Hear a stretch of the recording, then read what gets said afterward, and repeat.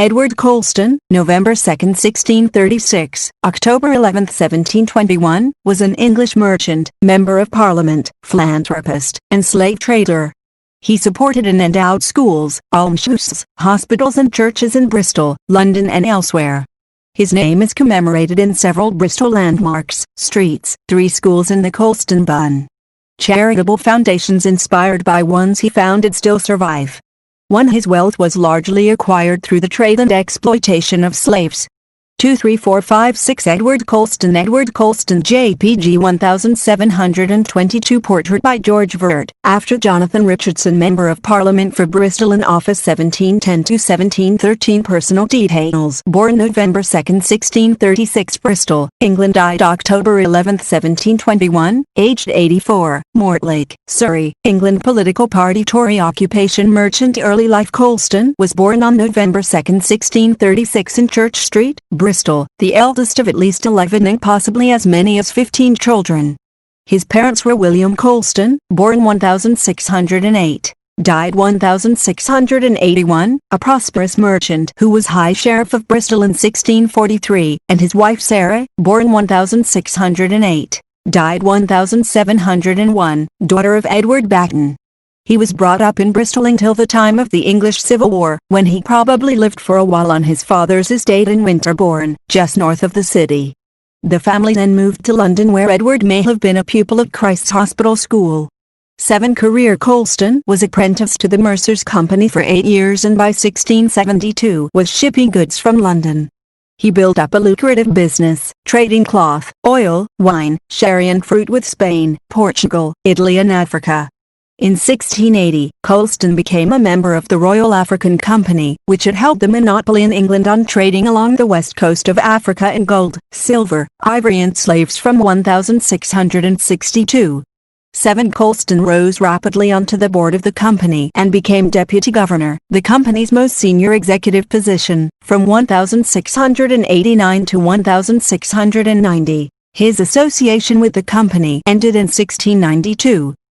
This company had been set up by King Charles II and his brother James, Duke of York, later King James II, who was the governor of the company, together with City of London merchants, and it had many notable investors, including John Locke, English philosopher and physician, widely regarded as one of the most influential of Enlightenment thinkers and commonly known as the father of liberalism, though he later changed his stance on the slave trade, and the Dr. Samuel Pepys.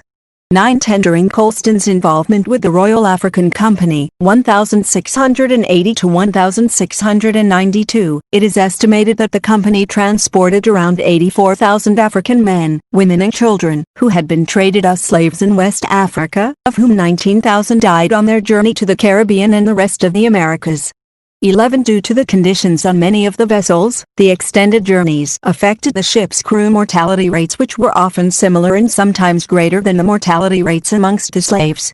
The slaves were sold to planters for cheap labor on their tobacco, and, increasingly, sugar plantations who considered Africans would be more suited to the conditions than their own countrymen, as the climate resembled the climate of their homeland in West Africa. Enslaved Africans were also much less expensive to maintain than indentured servants or paid wage laborers from Britain. Colston's parents had resettled in Bristol, and in 1682 he made a loan to the Bristol Corporation, the following year becoming a member of the Society of Merchant Frontiers and a burgess of the city. In 1684 he inherited his brother's mercantile business in Small Street, and was a partner in a sugar refinery in St. Peter's Churchyard, shipping sugar produced by slaves from St. Kitts.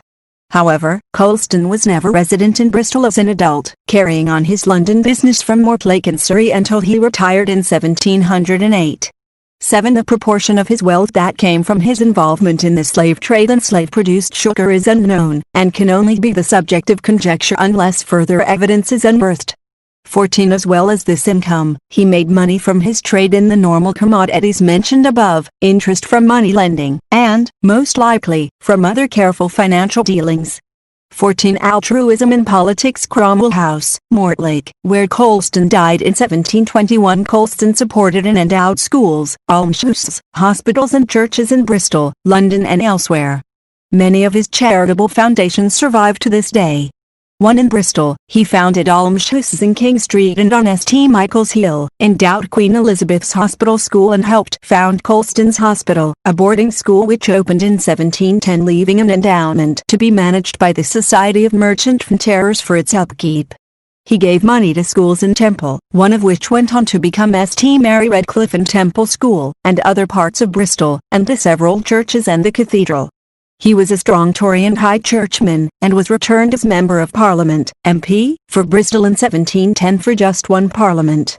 7 David Hugson, writing in 1808, described Colston as the great benefactor of the city of Bristol, who, in his lifetime, expended more than £10,000 in charitable institutions. 15 Limited access on his instruction. Access to his philanthropic ventures were limited to those who shared his religious and political views. 16 Death engraving of Colston's monument in